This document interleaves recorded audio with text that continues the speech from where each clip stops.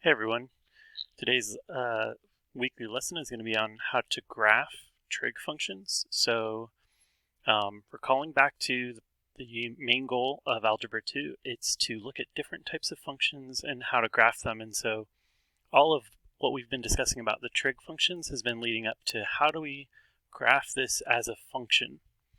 So if we think back about what functions are, they have to have two parts. They have to have an input and they have to have an output. So just like all functions, our trig functions will have an output, y, and they're going to have an input. But remember, when we take the sine, cosine, or tangent of an input, that input has to be an angle. So we usually use theta for our input, and then the ratio that we get is our y, or our output. So you have to think about this a little bit differently. We're not putting in an x value. We could call this x, you can call it whatever variable you want, but really what we're inputting is an angle, okay? So if that is my input, our input is always our x-axis. So when we graph trig functions, we have to convert the x-axis into an angle axis. So you'll notice that the x-axis is usually labeled with a theta. You could still call it, again, you could still call it x, you could still graph a trig function on the x-axis, but just realize that the scale of that axis needs to be in angles. So you'll notice here on this graph that all of the increments are in degrees, 30, 60, 90, all the way up, all of our special angles up to 360, okay? We could also do this in radians, but we would have to use different increments, okay? And it's a little easier to start with degrees. So as we're inputting those angles, we're going to get out a ratio, okay? And remember, for sine and for cosine, the ratio of the opposite or the adjacent side to the hypotenuse is never greater than 1. So here on your y-axis, you can see your ratios that we've got to have a scale here that can show me all the different fractions from 0 to 1. Okay, and you'll notice that there are 3 special ratios, 1/2, and this is 0.87. That's actually the square root of 3 divided by 2, rounded to the nearest hundredths place. So that value kind of helps us see the proportion and the change of our ratio as we go around the unit circle. So if you have your unit circles handy, those are really helpful. I've got mine right here. You can see that what we're pairing around the unit circle for our graphs are the input is the degree around the unit circle, and the output is either the x-coordinate or the y-coordinate, depending if you're using sine or cosine. So here, these degrees are the x values on my graph now. And then if I'm doing sine, here are the outputs, 1/2, square root of 2 over 2, square root of 3 over 2, and then 1, okay? So if I scroll back over now, I can see that this is my input, this is my output for sine. So right here, starting at 0, 0, 30 is my input, 1/2 is my output. 60 is my input, and that's square root of 3 over 2 is my output, okay? So this is how we get a generic form for a sine function. As we input these angle values, these are the ratios that we get out, okay? So this shape is called a sinusoidal curve, okay? It has a lot of different properties that we're going to talk about. The first thing to notice is that the period is the length of time or the length of rotation it takes to go one full cycle through all of the values between 1 and -1 and return back to where you started. So starting at 0, we reach up to 1, we come back to 0, we go down to -1, and then we return to 0. This is called the length of a period. And in the parent function, generically, it's 360 degrees or 2 pi if we're in radians. Okay, and so you can see that down here, the one period starts at 0 and ends at 2 pi. It ends at 360 if we're in degrees. Okay, that period is the same for the cosine function. The only difference between sine and cosine is where they start. So if we go back to our unit circle and we look at the cosine ratios, right, the cosine is the x values. So instead of starting at 0, 0 like sine does, cosine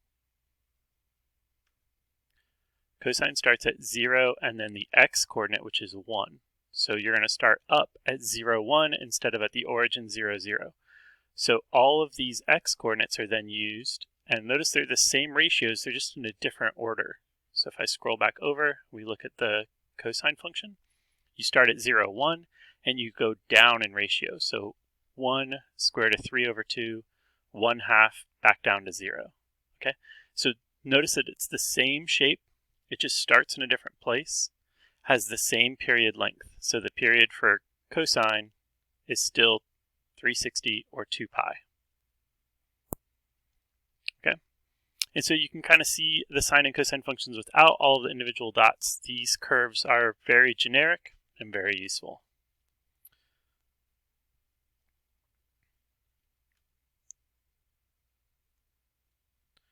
Okay.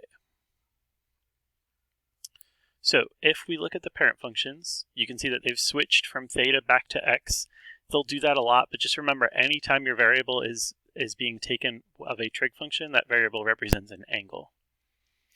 We have our transformations just like we have on all of the functions that we've talked about this year.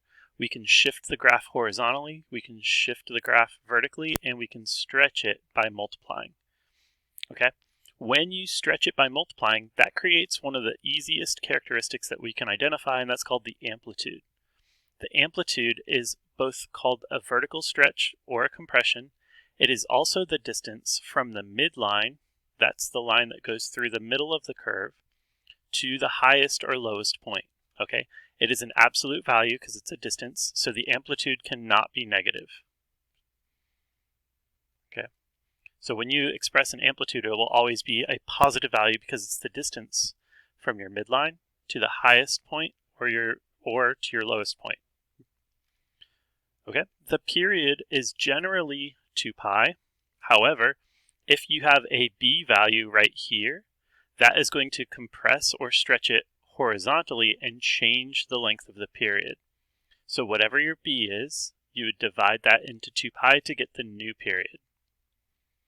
Your h and your k are pretty simple. It's the same as all the other slide transformations. It'll either move to the right if you're subtracting h, or left if you're adding h, and then k just moves it up or down if it's positive or negative. Okay? When it shifts up or down, k will determine where that midline moves. Okay? And so we're going to practice this with a couple of different trig functions. We're going to graph them. We're going to start with just the parent function and practice graphing that. And we're going to identify all of these key characteristics. So, starting with the amplitude is always measured by your a value. So what is the multiplier out front here? Well, if there's nothing present, it's a hidden 1. So my amplitude here is 1 unit long. Okay. The period is always 2 pi divided by whatever b is. Okay. We will generally express the period in radians unless stated otherwise. So b is whatever you're multiplying your x by here, and since again it's a hidden 1, we're going to do 2 pi divided by 1, which means it's just the standard 2 pi period. For your phase shift, you're going to look for an h. Because I have no horizontal shift, there is no h here. My phase shift is 0. And for your midline, you're going to look for k. Because there is no k here, my midline is at 0. Okay. For all trig functions, your domain is the types of angles you can plug in, right? Well, you can plug in any angle from negative infinity to positive infinity. That is true for all sine and cosine curves. The domain will always be negative infinity to positive infinity. And then for our range, you're going to start at your midline, and you're going to subtract the amplitude to get the lower range. So 0 minus 1 is negative 1, inclusive. And then you're going to take your midline and add the amplitude to get the top of your range. So from negative 1 to 1 is my range. So you take your midline, you subtract the amplitude to get the lowest point, and then you add your amplitude to get the highest point from the midline. Okay? So my range is from negative 1 to 1. So to graph the sine curve, we're going to start by using our initial point. We know that sine starts at 0, 0. And because the period is 2 pi, I'm going to go ahead and pick a point out here to be 2 pi. Make sure you spread it out enough. We're going to split this into fourths. And the reason that we do that is because we have our quadrantals. So what's half of 2 pi? That's pi. What's half of pi? That's pi over 2. Okay. Now, if I have 1/4 as pi over 2, this would be 2 pi over 2. This would be 3 pi over 2. So once we've split up our period into 4 equal parts, this is pi over 2, pi, 3 pi over 2, and 2 pi, it's going to help us find the extreme or important points around the unit circle. So sine of pi over 2 is typically 1. So this will give me my highest point, the top of the amplitude here. So pick a good distance up for 1 to be. It'll then return down to 0, then go down to the lowest point of the range, down to -1. So I'm going to label that over here. And then come back to 0. So here is our parent function, starting at 0, going up to 1. Make sure you do it nice and curved, back to 0, down to -1, and then back to 0 again. This is one period of the parent function for sine.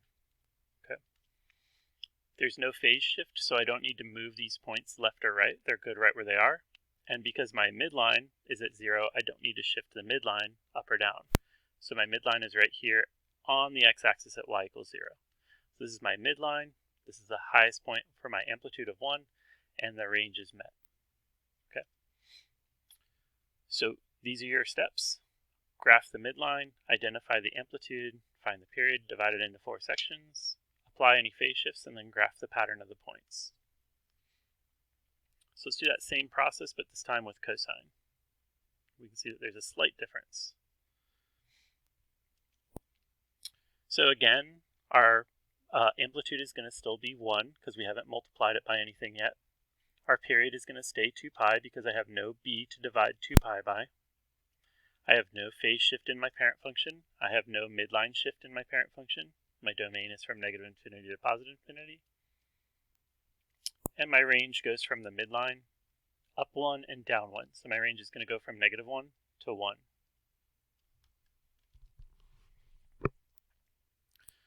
All right, so let's plot these points. We're going to go all the way out to 2 pi again. My midline is here at y equals 0, so I don't need to move my midline up or down. And I'm going to split this into quadrants. So this is pi, pi over 2, and 3 pi over 2.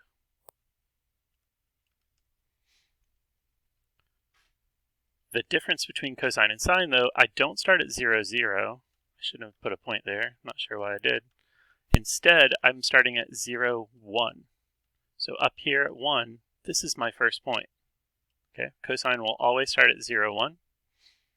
I don't have to worry about phase shifting anything, so it's going to stay right there.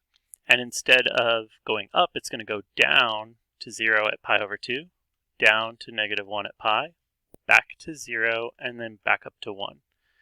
If you do not end in the same spot, the same height, at the end of your period, you did something wrong. So if I start at 1, by the end of my period, I should end at 1. For sine, we started at 0, so by the end of our period, we should have ended at 0. So from here, I'm going to connect the points. Try and make your curves as curvy as you can. And you're pretty much done. It's very similar. It's just a different starting point and ending point for your curve. So let's try an example where we have some we'll do these in a second video where we have some stretches and compressions and some shifts. Okay, catch you guys in the next video.